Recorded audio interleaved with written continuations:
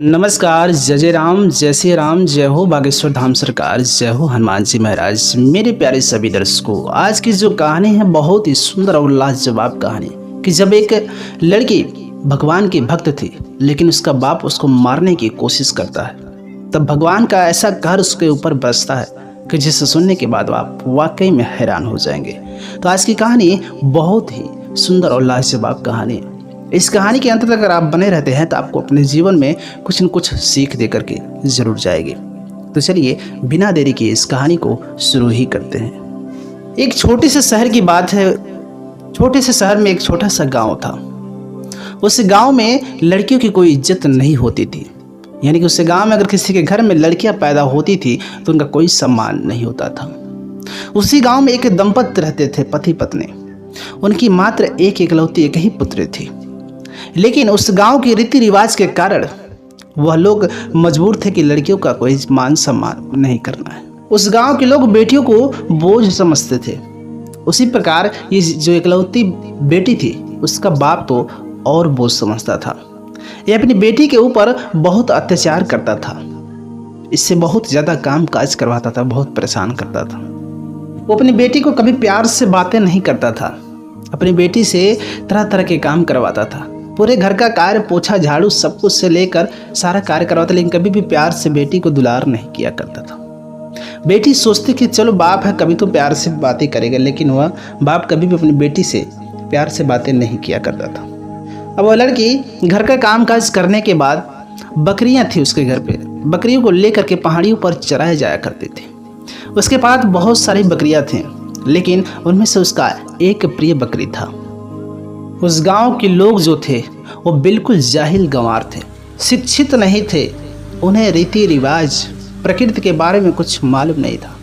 वो भगवान की भक्ति भाव कुछ नहीं जानते थे। पूजा पाठ करना, भगवान को मानना, ये सब कुछ उन्हें कुछ नहीं पता था। इस वजह से यह लड़की भी थी उसी माहौल में ढली हुई थी। अब यह लड़की रोज़ बकरी लेकर के चराए जाया करती थी। एक दिन इसके मन में विचार आया कि चलो उस पहाड़ी की चोटी पे चलते हैं, बकरियों को लेकर के देखिए वहाँ का नज़ारा कैसा रहता है। अब वो पहाड़ी पर बकरियाँ लेकर चल तो देती है, लेकिन चलते चलते उसे काफ़ी थकान हो जाती है, क्योंकि पहाड़ी बहुत ऊंचाई पे था। बहुत ऊंचाई पर जाते जैसे उसे थकान लग जाती, प्यास लग जाती, लेकिन वहाँ पहाड़ी पर कोई पानी वानी कुछ मिलने वाला नहीं था। अब पानी की थकान की वजह से वो पहाड़ी के ऊपर वाले हिस्से पर एक पेड़ के नीचे बैठ जाती है।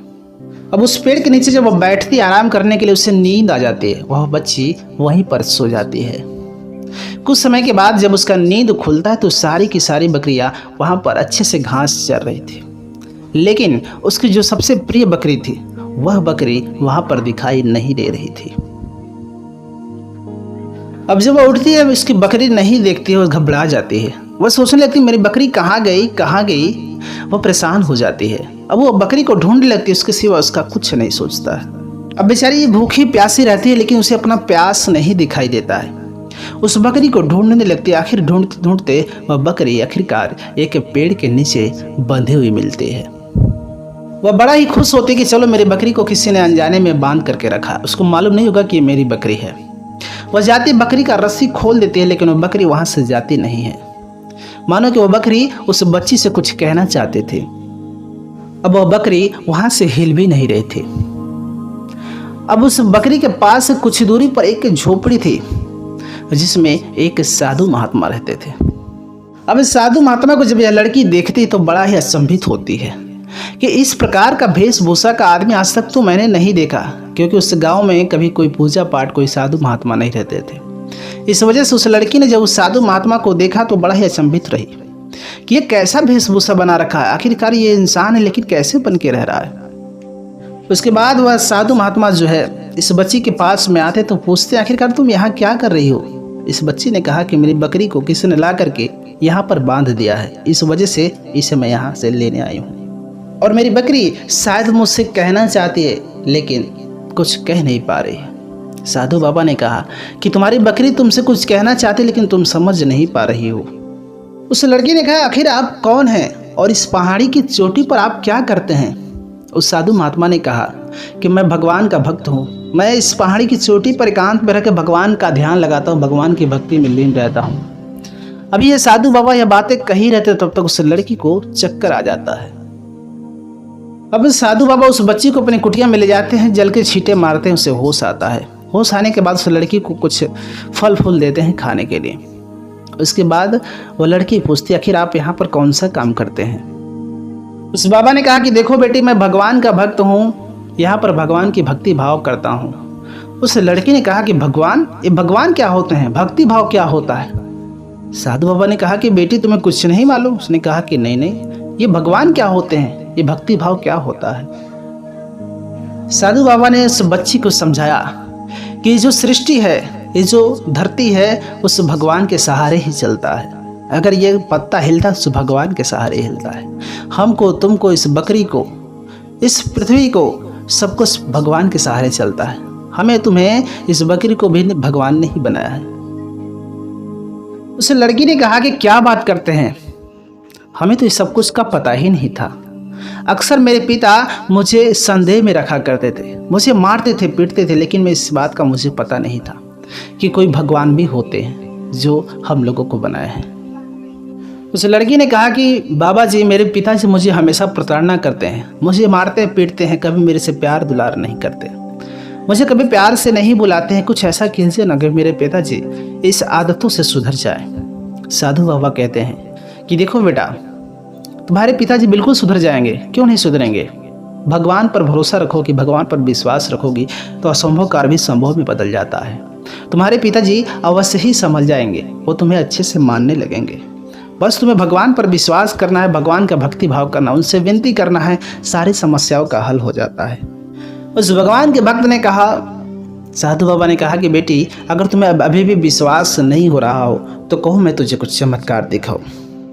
उस लड़की ने कहा कि बाबा जी, इतनी कड़क धूप है, इतनी कड़क धूप लग रही है, इस समय आप कुछ ऐसा चमत्कार कीजिए कि बारिश हो जाए।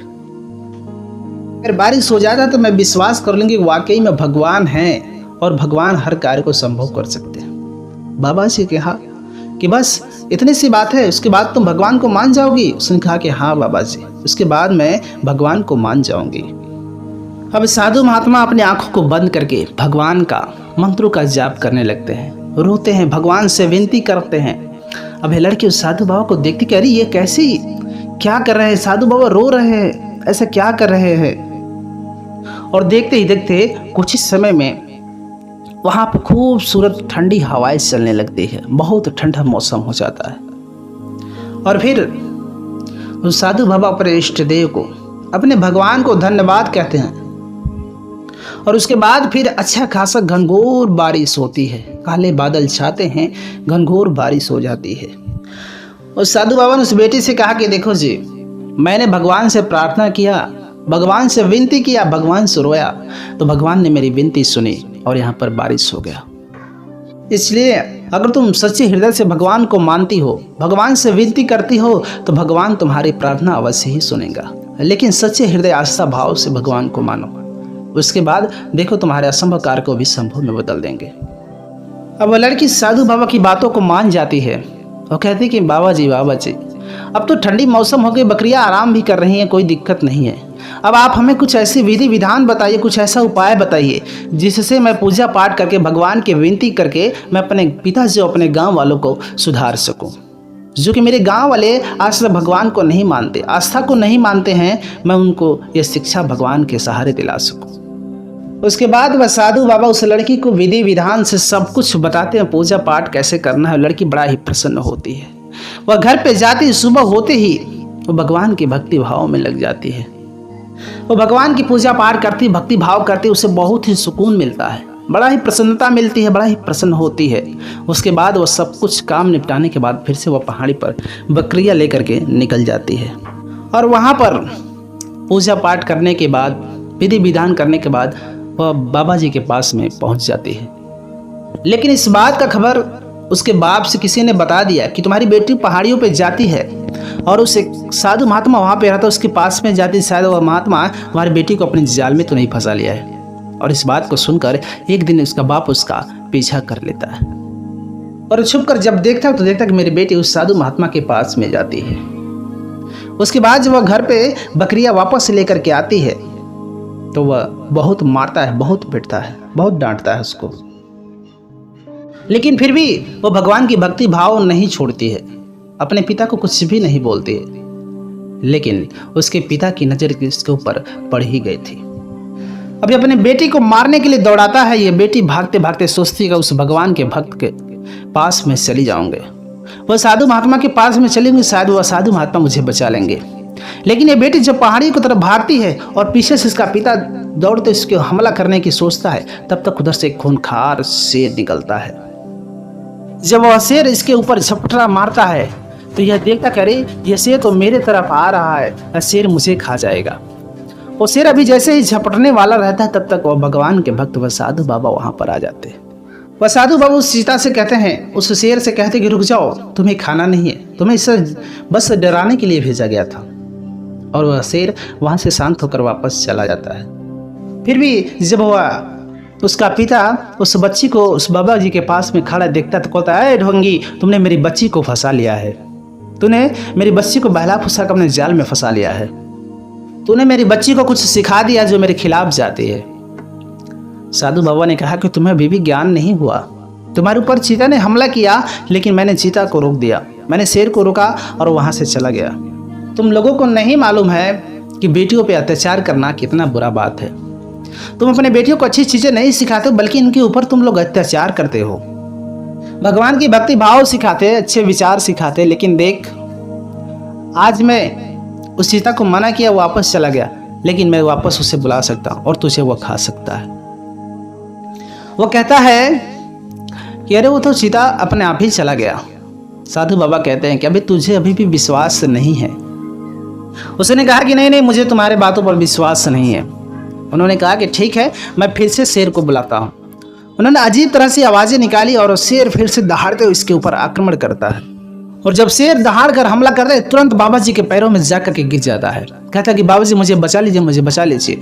और देखते ही देखते वहाँ पर सारे गाँव वाले इकट्ठे हो जाते हैं। वो साधु बाबा उस शेर से कहते हैं कि जाओ, अब काम हो गया। वो सारे के सारे गांव वाले जो बेटियों पे अत्याचार करते थे, बेटियों को मारते थे, पीटते थे, उनका सम्मान नहीं करते थे, बेटियों को कोई इज्जत नहीं देते थे, वो सारे के सारे गांव वाले नज़ारा देखे। आज से अगर कोई भी अपने बेटी के साथ ऐसा अत्याचार करता है तो उसके साथ ऐसा ही होगा। आप अगर भगवान की भक्ति भाव में नहीं रहते हैं, भगवान की भक्ति भाव नहीं करते, अपने बेटियों को नहीं सिखाते हैं, तो उसके साथ भी ऐसा ही सलूक होगा। कब आपके साथ बुरा संकट आ जाएगा इसका कोई पता नहीं होता है। इसलिए कभी भी अपने घर की बहन बेटियों पे कभी भी अत्याचार नहीं करना चाहिए। अपनी बेटियों को अच्छी शिक्षा देना चाहिए, भगवान की भक्ति भाव सिखाना चाहिए, उन्हें गलत रास्ते पर नहीं भेजना चाहिए, उन्हें हमेशा प्रताड़ना नहीं करना चाहिए, उन्हें प्यार दुलार देना चाहिए। अगर वो कोई भी व्यक्ति अगर ऐसा नहीं करता है तो उसके साथ कभी भी अनहोनी हो सकती है। और भगवान पर भरोसा करना चाहिए, विश्वास करना चाहिए, जो कि हम लोगों को बनाए, उन्हीं के इशारे पे सृष्टि चल रही है। बस उसी दिन से उन सभी गांव वालों की आंखें खुल जाती हैं। वो अपने बहन बेटियों का इज्जत शुरू करना कर देते हैं, अपने बहन बेटियों पे कभी भी कोई अत्याचार, कोई भी प्रताड़ना नहीं करते हैं। क्योंकि पहले उस गांव में बेटियों की इज्जत समान नहीं होती थी, लेकिन जब उस साधु महात्मा ने चमत्कार दिखाया, भगवान के बारे में लोगों को सिखाया, तब से उस गांव में बहन बेटियों का अत्याचार होना बंद हो गया। उस दिन से किसी भी गांव वालों के बेटियों की आंखों में आंसू नहीं आते हैं, और साथ ही साथ उस गांव के सभी लोग एकदम से बदल जाते हैं। भगवान की भक्ति भाव भजन कीर्तन हर शाम को हुआ करता था, लोग एकदम भगवान का भक्ति में हो जाते हैं। अब पूरा का पूरा गांव एकदम सुखमय हो जाता है, क्योंकि वहाँ की जो भी बहन बेटियाँ थी उन्हें किसी भी प्रकार की दिक्कत नहीं होती थी, उन्हें उनके आंखों में कभी आंसू नहीं आते थे, क्योंकि जो भगवान पर विश्वास कर लेता है उसके सारे संकट दूर हो जाते हैं। जो लोग भगवान पर विश्वास नहीं करते हैं लाखों करोड़ों रुपए दवाइयों में खर्च कर देते हैं, लेकिन जो भगवान पर विश्वास कर लेते हैं उनका भला कोई बाल बाका कैसे कर सकता है। अगर आप भगवान को मानते हैं तो आपको कोई बीमारी, कोई गरीबी नहीं सता सकती है।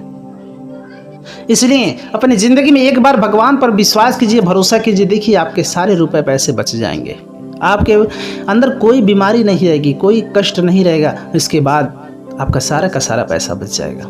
इसलिए एक बार आपको भगवान पर विश्वास जरूर करना चाहिए। इसलिए भगवान के घर में देर होता है, अंधेर नहीं होता है।